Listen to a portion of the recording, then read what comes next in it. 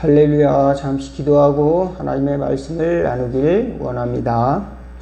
하나님 우리 아버지, 어지러운 세상 가운데서 저희를 하나님의 나라로 들어가게 하시려고 은혜를 주셔서 불러주시고, 또 하나님의 교회로, 또 성도의 교제 가운데로, 믿음 가운데로, 성령님의 은혜 가운데로 인도하여 주시는 은혜 감사하옵나이다.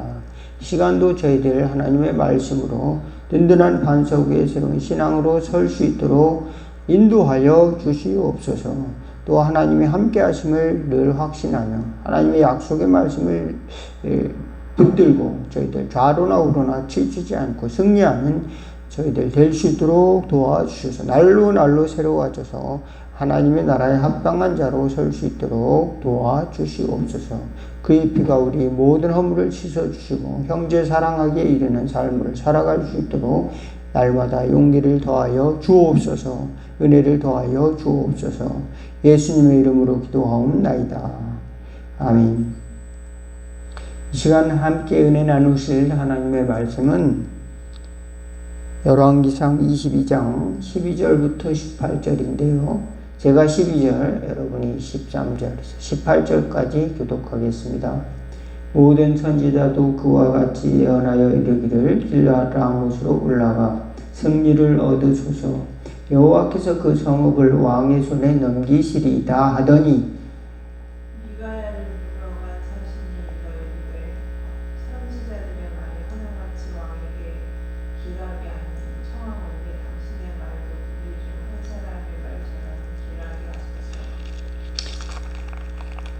네, 미가야가 이르되 여호와께서 살아 계심을 두고 맹세하노니 여호와께서 내게 말씀하시는 것 곧 그것을 내가 말하리라 하고,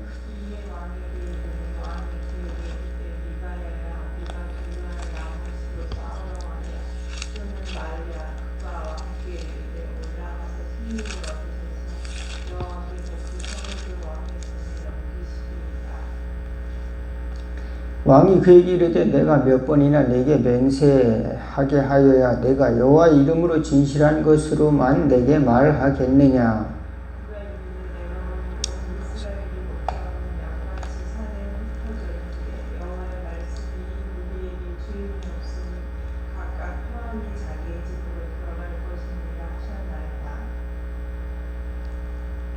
이 18절까지만 읽겠습니다. 이스라엘 왕이 여호사밧 왕에게 이르되 저 사람이 내게 대하여 길한 것을 예언하지 아니하고 흉한 것을 예언하겠다고 당신에게 말하지 아니하였나이까. 여기까지만 보도록 하겠습니다.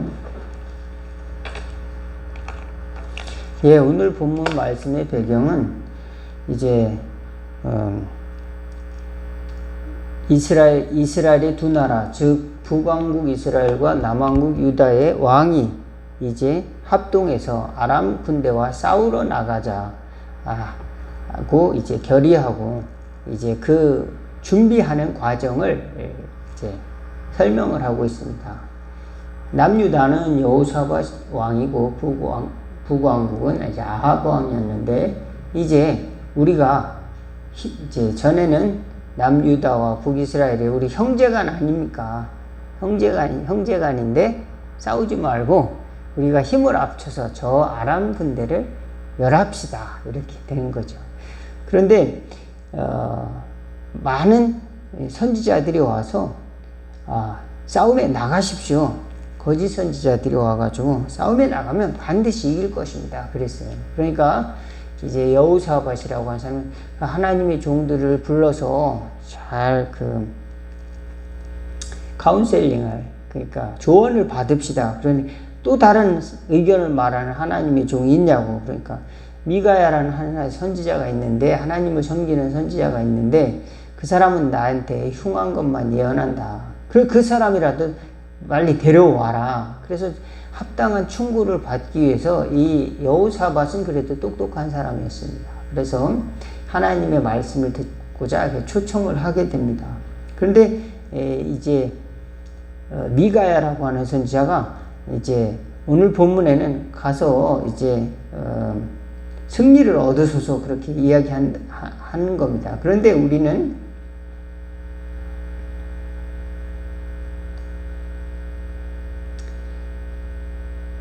이제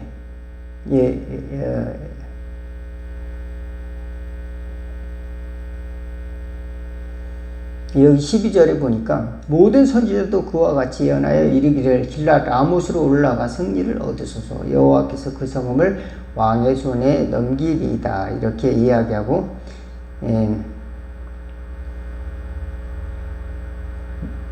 미가야는 또 이렇게 또 이야기하죠. 그가 왕에게 이르되 올라가서 승리를 얻으소서 여호와께서 그 성읍을 왕의 손에 넘기시리이다 이렇게 처음엔 긍정적으로 얘기합니다. 근데 여기서는 같은 말이라도 억양을 이제 잘 생각을 해봐야 됩니다. 이 말의 본 뜻은 가면 이제 반드시 후에 설명이 나오겠지만 멸망하고 적기에 패배한다 그런 뜻입니다. 많은 사람들이 그렇게 이야기하니까 당신도 마음대로 하세요. 하나님이 도와주시겠죠. 이렇게 이제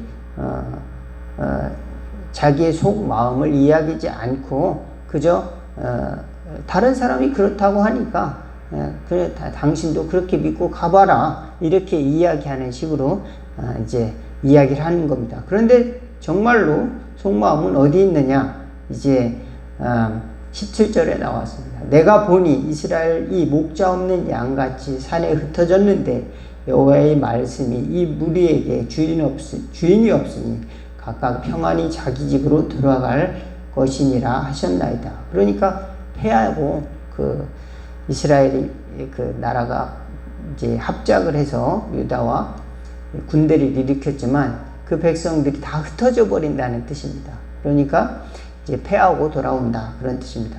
그러니까 이 분노하는 겁니다. 누가요? 아합 왕이. 그래가지고 그를 감옥에다 가둡니다. 그래가지고 이제 싫어하는 거죠. 여러분 나의 의견과 맞지 않는 사람이 옆에 있다는 것은 나쁜 게 아닙니다. 나의 의견과 맞지 않는다 할지라도 그것이 옳은 이야기라면 들을 줄 아는 지혜를 갖는 저와 여러분이 될 수 있기를 주의 이름으로 축원을 드리겠습니다. 나의 감정과는 다를 수가 있다. 내 생각과도 다를 수가 있다. 그렇지만 그것이 과연 옳은가 또는 하나님의 뜻인가 이것을 생각할 줄 아는 넓은 마음이 우리에게는 필요한데 대개 보면 나한테 좋게 이야기하는 사람만 나를 사랑하는 줄 알아요. 그런데 사실 그렇진 않아요. 나에게 좋게만 이야기하는 사람은 언젠가 나를 죽이는 사람일 수가 있다. 왜냐하면 나에게 항상 좋은 일만 이야기하면은 내가 어려운 일을 당할 때 경고를 해주지 못해요. 눈을 가리고 또 길을 막아서게 됩니다. 자기 유익을 위해서 그렇게 잘못된 판단을 할 수밖에 없어요. 나에게 좋게 이야기해주는 사람들은 비유만 맞추려고 하지 정확하게 비전을 가지고 이야기해주는 사람들은 많지 않습니다. 그러나 그런 사람들을 두고 함께 일을 하는 것이 저와 여러분들이 살아가는 게 굉장히 도움이 된다. 믿을 수 있길 바라겠습니다. 교회는 바로 하나님의 말씀을 바르게 가르쳐주는 곳이 돼야 된다. 그래서 여러분이 감정적으로 저런 말씀을 안 했으면 좋겠어 이런 말씀이라도 들어야 돼요. 잘 듣는 지혜가 필요합니다. 목사님이 나만 미워하나? 그런 말, 여러 번 특정한 대상을 가리켜서 목사님이 강단에서 이렇게 증오해서 그렇게 설교하는 목사님들은 많지 않습니다. 아주 극소수 그런 분도 있겠죠. 그렇지만 대부분은 쓸데없이 에너지를 한두 사람에게 그렇게 자기만 미워해서 그렇게 하지는 않는다. 그러니까 잘 듣고 지혜롭게 판단하는 것이 굉장히 중요하다는 것을 말씀을 드리는 겁니다. 그런데 우리가 신앙생활 하면서 언제 하나님을 찾습니까? 이 하나님을 경외하지도 않는 아합 왕은 자기가 위급할 때 하나님을 찾습니다. 내가 전쟁에 가면 이제 살아올까 또 승리를 할까 말까 이렇게 점을 치려고 하는 이 마음을 가지고 있습니다. 그래서 하나님의 선지자를 부른 거죠. 미가야라고 하는 선지자. 여러분은 어떻습니까? 신앙생활하면서 하나님이 나에게 이 길을 가라고 하는가? 아닐까? 이번에 대학을 어느 대학을 써야 될까? 가야 될까? 말아야 될까? 이 사람과 결혼을 해야 될까? 말아야 될까? 이러한 직장을 내가 들어가야 될까? 말아야 될까? 퇴사해야 될까? 이런 것들을 가지고 신앙적인 물음을 던지는 경우가 많습니다. 그런데 하나님께서 직접적으로 그만둬라. 그 계속 다녀라. 또 그 직장 계속 다녀라. 뭐 그렇게 직접적으로 또 결혼해라. 또 이혼해라. 또 너 어느 대학 가라. 뭐 직접적으로 말씀하지 않으시는 경우가 많아요. 중요한 것은 뭐냐면은 먼저 하나님을 섬기는 우리 태도. 먼저 중요한 것은 하나님의 뜻을 생각하는 태도가 중요하다. 하나님의 약속을 먼저 이뤄놓고 그 다음에 이제 우리가 하나님과의 교제 가운데서 살아가는 것이지, 하나님의 말씀, 하나님의 뜻을 전체를 다 무시하고 내 뜻만 이루어주세요. 내 생각만 관철시키려고 하다 보면은 하나님과 대적하는 자가 되기가 쉽습니다. 그러니까 내 뜻만 이루어달라고 자꾸 교회 와서도요, 내 방식대로 해야 되라고 자꾸 우기는 사람이 있어요. 그러다 보면은 자기가 신앙생활하기 답답하고 괴롭고 그렇습니다. 내 뜻대로 왜 안 되지? 목사님 왜 내 뜻대로 잘 안 하시지? 또는 어떤 집사님, 장로님들은 왜 이렇게 안 하시지? 그러다 보면은 신앙생활 은혜가 싹 사라지는 겁니다. 그러니까 먼저 내가 하나님의 뜻을 중요하게 생각하는가, 이걸 봐야 돼요. 그 다음에 하나님과 나의 속에 있는 하나님, 나 외롭습니다. 또는 난 이 문제 때문에 답답합니다. 또는 내가 이런 걱정거리를 가지고 있습니다. 또는 내가 이런 일들을 관심 있게 이제 진행을 하려고 합니다. 하나님 도와주세요. 또 하나님 또 이렇게 나에게 힘을 달라고 기도할 때 하나님께서 또 거기에 맞게 이렇게 도와주시고 응답해 주시는 줄로 믿습니다. 우리가 신앙생활할 때 잘못 착각하는 건 하나님을 무슨 무당이 점치는 것처럼 이렇게 착각하는 경우가 많은데, 하나님은 그런 분이 아니라 온 세계를 다스리시는 분이다. 그러므로 우리는 하나님을 섬겨야 할 대상으로, 삶의 우선순위로 둬야 될 이제 중요한 가치로 우리가 생각을 해야 됩니다. 거래한다든지, 하나님 50, 나 50, 하나님 7, 나 3, 뭐 이렇게 협상을 한다든지, 협상하는 대상으로 이렇게 하나님을 이해하는 경우가 종종 있어요. 그래서 또 하나님은 아부를 받으시는 분, 내가 하나님께 뇌물을 많이 바치면 하나님이 그걸 보고 배불러가지고 나에게 축복을 많이 주실 것이다. 이렇게 이제 내 생각대로 판단하는 경우가 있습니다. 그렇지 않아도 하나님은 우리 믿음을 보시고 축복해 주신다. 또 하나님은 아무것도 없을지라도 하나님은 우리에게 가장 좋은 것을 주시는 분이 하나님이시다. 우리가 신앙생활할 때 하나님께서 우리에게 주신 증거의 방식이 있습니다. 하나님께서 주시는 가치가 있는데 그것은 하나님 중심이라는 겁니다. 하나님 제일 중심.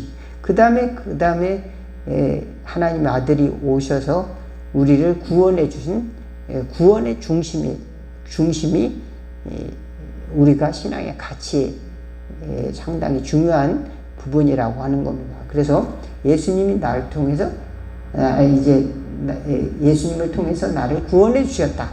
하나님의 자녀가 되었다. 그 다음에 성령을 부어주셨다. 이겁니다. 그래서 그것을 하나님의 뜻을, 하나님의 그 사건을 증거하셨다. 그러므로 예수님이 십자가 사건, 피 흘려서 또 하나님이 그걸 나타내셨고, 성령을 부어주셨고, 또 죄를 용서해 주셨고, 하는 이런 우리가 그 세례를 받듯이 우리가 성령으로 하나님께서 우리를 거듭나게 하시고, 또 하나님의 뜻을 알게 하시고, 또 예수 그리스도의 십자가의 보혈로 내가 이제 거듭나게 하시고 피를 이제 그 피로 죄 사함을 받게 됐다라고 하는 이 증거가 상당히 중요한데 이 많은 사람들이 신앙생활 하는 것을 무슨 이제 세상에서 내가 지혜롭고 행복하게 내가 잘 먹고 잘 사는 방법을 얻는 그런 이 하나의 수단, 이거를 생각하다 보면은 신앙생활에서 중요한 부분을 놓친다는 겁니다. 내가 신앙생활 하는데 뭐가 잘못 신앙생활 하는가? 왜 이렇게 잘 안 되지? 이렇게 이제 신앙생활 잘못했나 봐. 잘못하는가 봐. 왜 이렇게 내가 이제 경제적으로 어렵지? 경제적으로 어려울 수도 있고 몸이 아플 수도 있고 때로는 인간관계에 어려움을 당할 수도 있어요. 그렇다고 하나님이 나를 미워하시는 게 아니에요. 하나님이 나를 사랑하시는데 하나님께서 나를 정말로 구원해 주시기 위해서 그 아들을 보내주고 또한 우리를 축복하기 위해서 지금도 성령을 주시기를 원하시고 또 성령께서 우리를 위해서 탄식함으로 기도하신다는 사실을 꼭 믿으시기를 바라겠습니다. 그래서 여호사밧과 이제 아합의 이야기를 보면서 우리는 무엇을 이제 생각을 할 수가 있겠습니까? 우리 미래에 대해서 우리는 불안할 때가 있습니다. 오늘날 우리 삶도 불안하죠. 그렇지만 하나님을 우선순위로 삼고 또 현실을 바로 볼 수 있는 지혜를 갖기를 바라겠습니다. 하나님 중심이어야 돼요. 하나님 중심 다음에 그 다음에 현실을 바로 봐야 되는 겁니다. 현실만 바로 본다고 해서 이제 중요한 게 아니고 하나님 우선순위. 예수님께서는 이 땅에 뭐를 던지러 왔냐? 불을 던지러 왔다. 그래서 예수님께서는 우리가 불로 죄를 태우고 또 이제 물로 씻겨주시고 성령으로 새롭게 해주시는 그 은혜를 우리에게 주시기 위해서 이 땅에 오신 겁니다. 그러므로 때로는 내 뜻과 같지 않는 그런 사건들, 불신앙, 또 다툼, 또 이런 핍박, 이런 것들도 하나님의 은혜로 말미암아 그런 것들이 이제 내가 살아갈 수 있도록 하나님께서 지혜를 주시고 또 길을 인도하신다는 것을 우리는 알아야 되는데 많은 사람들이 이제 신앙생활 하면서 내가 축복을 받아야 되는데 내가 다른 사람으로부터 인정을 많이 받아야 되는데 그런 것을 원해서 교회 가면 인기가 많아지고 교회 가면 내가 부자가 될 수가 있겠다 이런 생각을 가지고 신앙생활 하다 보면 그 방향이 조금 엇나가게 된다. 그러므로 우리가 하나님을 우선순위로 하나님 중심주의, 그 다음에 예수님 중심주의, 그 다음에 성령님 중심주의, 또 그 다음에 내 뜻이 아니라 그 하나님의 뜻을 구하는 그런 마음을 갖고 또 오늘을 바로 봐야 됩니다. 오늘은 어떤 오늘이냐? 전쟁과 또 같은 겁니다. 아합과 이제 여호사밧이 아람에게 전쟁한 그 사건뿐만 아니라 오늘날도 전쟁이 있잖아요. 전쟁이 소용돌이에 휘말리는 세계를 바라보잖아요. 이스라엘과 팔레스타인의 전쟁, 러시아와 우크라이나의 전쟁, 또 미국과 중국의 경제적 전쟁, 또 중국과 대만의 전쟁의 이제 긴장이 아주 있죠. 남북 간의 그 긴장은 언제나 있어 왔죠. 우리 사이. 항상 이제 중동 지역은 이제 이란과 이스라엘이 이제 불씨를 안고 있습니다. 전쟁의 불씨를. 그래서 언제 폭발이 일어나도 이제 이상하지 않은 그런 이제 관계를 가지고 있습니다. 그런데 그러면서도 우리가 중요한 것은 이 모든 또 전쟁의 재앙과 또 기후의 재앙, 또 환경의 재앙, 또 코로나와 같은 그런 이제 전염병의 재앙, 또 지진과 또 이제 가뭄, 또 이제 그 폭우 같은 또 자연재해 이런 것들이 또 이제 여름에는 너무 뜨겁고 또 겨울에는 또 이제 겨울 한파 너무 춥고 이런 이제 기후 재앙 이런 것들이 너무 이제 우리를 위협하고 있는 그런 시대가 이제 이상하지 않는 그런 시대에 우리가 살아가고 있다는 겁니다. 이제는 우리가 그런 상황이 온다 할지라도 하나님이 변치 않는 약속, 구원의 확신, 그것을 잘 붙들고 어떻게 우리가 잘 지혜롭게 헤쳐나가야 될까? 그것을 우리가 잘 이제 연구하고 차곡차곡 벽돌을 쌓아 올려서 준비해야 된다. 믿으시기를 바라겠습니다. 우리가 사는 삶이 전쟁 아니에요. 전쟁, 이제 살아가는 삶이 전쟁인 것입니다. 그래서 이제 전쟁이 외부에서 일어나니까 물가가 오르잖아요. 기름값이 오르고 물가가 오르고 또 국제 관계에도 이상이 생기고 그럼으로써 이제 어려움이 생기게 되는 겁니다. 그러니까 우리는 앞으로 일어날 일은 재앙적인 어려움과나 그런 것들을 그저 피해서 산속으로 들어갈 것이 아니라 그런 것들을 바라보고 준비를 하는 것입니다. 먼 미래를 바라보고 하나님이 나를 살리고 이웃을 살리고 또 우리 나라를 살릴 것은 무엇인가? 하나님의 아들밖에 없다. 하나님의 아들 예수님이 우리를 살려주셨다. 믿으시기 바라겠습니다. 또 하나는 우리 후세대를 향해서 기도해야 된다. 다음 세대를 향해서 기도하고 또 노인들을 섬겨야 되는 시대가 온다. 이제 2024년이잖아요. 그러니까 올해 말이 되면은 초고령화 사회가 된다고 합니다.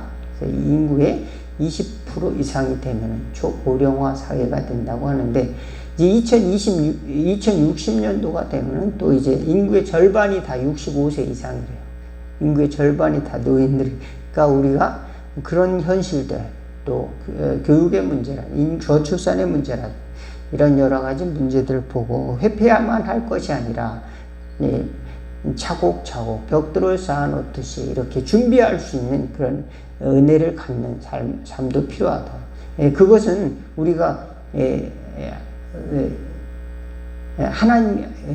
하나님께 기도해서 하나님의 방법을 구하는 것도 중요하지만 하나님을 항상 섬기면서 우리가 현실을 바로 보고 현실에서 문제를 해결할 수 있는 지혜로운 전략가와 지혜로운 실천가들 이런 사람들을 만들어내고 키워내고 지도자들을 또 세워주고 하는 것들이 더 필요하다는 것을 말씀을 드립니다. 하나님께서는 전쟁에는 장수가 필요하고 또 지략가가 필요하듯이 하나님께서는 그런 사람들을 우리 주변에 또 이 땅에 보내주실 줄로 믿고 위해서 기도하는 저와 여러분 다 될 수 있기를 바라겠습니다. 이 아합 왕은 그 하나님의 말씀을 무시함으로 말미암아 그가 살아남기 위해서 노력을 했습니다. 자기가 왕이 아닌 척하고 여호사밧에게 왕복을 입히고 자기는 이제 몰래 숨어서 전쟁을 치렀지만 나중에 이제 우연히 화살에 맞게 돼서 아합이 죽게 되고 여호사밧은 나중에 이제 살게 됩니다. 여러분 하나님의 뜻은 반드시 엘리야가 예언했던 것처럼 아합의 죽음을 예언했던 것처럼 이루어지는데 하나님을 섬기는 마음, 하나님의 그 방법을 구하는 저와 여러분 다 될 수 있기를 주 이름으로 축원을 드리겠습니다. 잠깐 기도하겠습니다. 하나님 우리 아버지, 전쟁과 같은 세상 속에서 어떻게 살아야 될지, 우리의 감정을 또 어떻게 다스려야 될지, 우리의 소망을 또 어디에 두어야 될지 때로는 답답할 때가 많이 있습니다. 하지만 성령님께서 날로 새로워지도록 도와주시옵시고 비전을 가질 수 있도록 주께서 넓은 마음과 또 길을 인도하여 주고 빛을 비추어 주옵시고 또 하나님의 사랑을 우리 주변과 이웃에게 나눌 수 있는 저희가 될 수 있도록 축복의 통로가 될 수 있도록 저희들로 겸손한 청지기와 종으로 사용하여 주옵소서. 하나님의 귀한 인도하심을 받는 삶을 따르는 어린 양과 같고 또 포도나무의 줄기와도 같은 그래서 열매를 맺는 아름다운 삶을 살 수 있도록 도와주옵소서. 예수님의 이름으로 기도하옵나이다. 주기도문 하시겠습니다. 하늘에 계신 우리 아버지 이름이 거룩히 여김을 받으시오며 나라가 임하옵시며 뜻이 하늘에서 이룬 것 같이 땅에서도 이루어지이다. 오늘날 우리에게 일용할 양식을 주옵시고 우리가 우리에게 죄진 자를 사하여 준 것 같이 우리의 죄를 사하여 주옵시고 우리를 시험에 들게 하지 마옵시고 다만 악에서 구하옵소서. 대개 나라와 권세와 영광이 아버지께 영원히 있사옵나이다. 아멘.